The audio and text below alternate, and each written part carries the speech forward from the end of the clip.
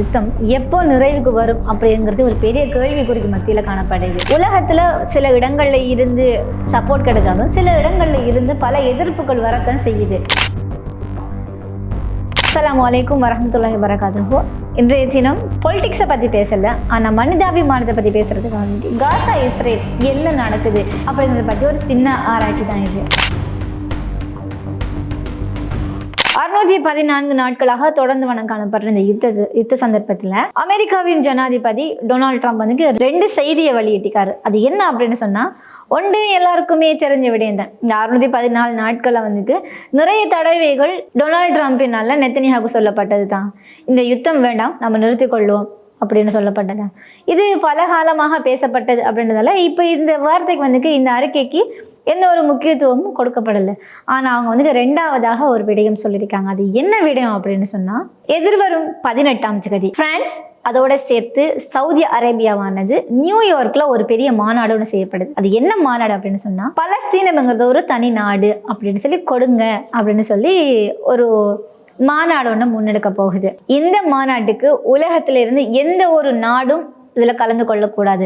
அப்படி கலந்து கொண்டால் நாங்கள் அந்த நாட்டை தாக்குவோம் அப்படின்னு சொல்லி டொனால்ட் ட்ரம்ப் இன்னொரு மனது பதைக்கக்கூடிய ஒரு கவலை தரக்கூடிய ஒரு அறிக்கையை வந்து சொல்லியிருக்காரு. சரி, 18ஆம் தேதி வந்தால் தான் தெரியும் இதுல என்ன நடக்க போகுது, ஏதாவது ஒரு முன்னேற்றம் கிடைக்குமா, மக்கள் மத்தியில வந்து இந்த மனிதாபிமானம் ஒன்று நிலைநாட்டப்படுமா அப்படின்னு சொல்லி எனது மனதை பதைக்க வச்ச ஒரு காணொளி காட்சி. தற்போது வந்து காசாவில் உணவு தட்டுப்பாடு அதிகமாக காணப்படுது. அந்த உணவு தட்டுப்பாடின் போது கஞ்சி காய்ச்சி, அது மட்டும் இல்லை சோறு சமைத்து அப்படியான ஒரு சில உதவிகளை வந்து முன்னெடுத்து வராங்க.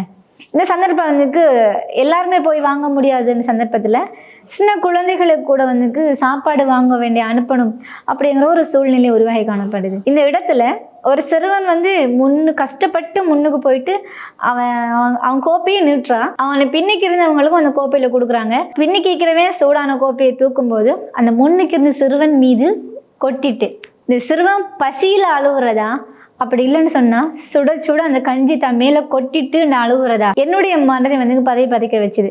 இதுல என்ன அப்படின்னு சொன்னா, அந்த சிறுவன் அங்கிருந்து நகரல்ல. இப்ப எங்கள் வீட்டுல வந்து ஒரு சிறுவன் நான் இருந்துட்டு நான் என்ன பண்ணிருப்பான், அடிச்சு புலம்பி அழுது அப்படின்னு அந்த இடத்தை விட்டு நகர்ந்தால் அந்த உணவு தனக்கு கிடைக்காது அப்படின்னு சொல்லி அந்த சிறுவன் வந்து அங்கேயே நின்ட்டான்.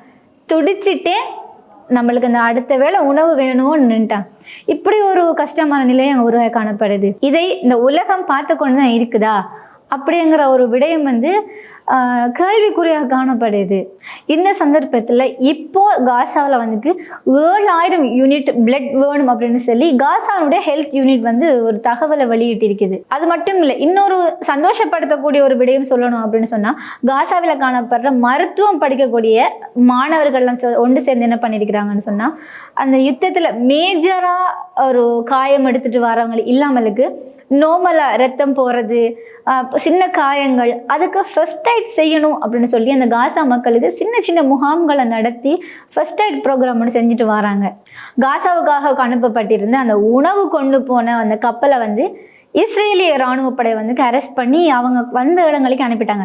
அந்த உணவு பொதியில வந்து சிறுவர்களுக்கான பால்மா உணவு அதுகள் தான் கொண்டு போகப்பட்டுச்சு. இதை அந்த மக்களிடம் கொண்டு போய் சேர விடாமல் அந்த இராணுவம் தடுத்து நிப்பாட்டிச்சு. இதனை தொடர்ந்து மனிதாபிமானம் இறக்கவில்லை அப்படிங்கிறத ஒரு சாட்சியாக கொண்டு, உங்களுக்கு தெரியுமா, பக்கத்து நாடு தான் எஜிப்த். அந்த எஜிப்ட் வந்து தன்னோட வழியால வந்து மக்களை உள்ளுக்கு போறதுக்கோ வெளியே வர்றதுக்கோ எந்த அனுமதியும் கொடுக்கல. அதனால மக்கள் என்ன செஞ்சுக்கிறாங்கன்னு சொன்னா, வாகன பேரணியை ஒன்று முன்னெடுத்துக்கிறாங்க. 6000 பேர் ஆரம்பிச்சது இப்ப 15000 கடந்து போயிட்டு இருக்குது.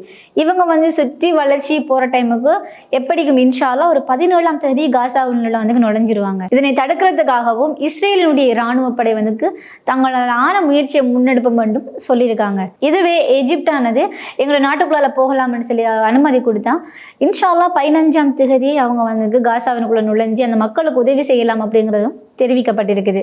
மறுபடியும் ஒன்று சொல்லிக்க விரும்புகிறேன், இங்கு அனைவரும் வந்து பொலிட்டிக்ஸ் பேசணும் அப்படின்றது இல்லை, மனிதாபிமானம் என்கிறத வந்து பேசப்பட வேண்டிய ஒரு விடயம். இன்ஷா அல்லாஹ் இன்னொரு வீடியோவில் உங்களை சந்திக்கிறேன். அஸ்ஸலாமு அலைக்கும் வரஹ்மத்துல்லாஹி வபரகாத்துஹு.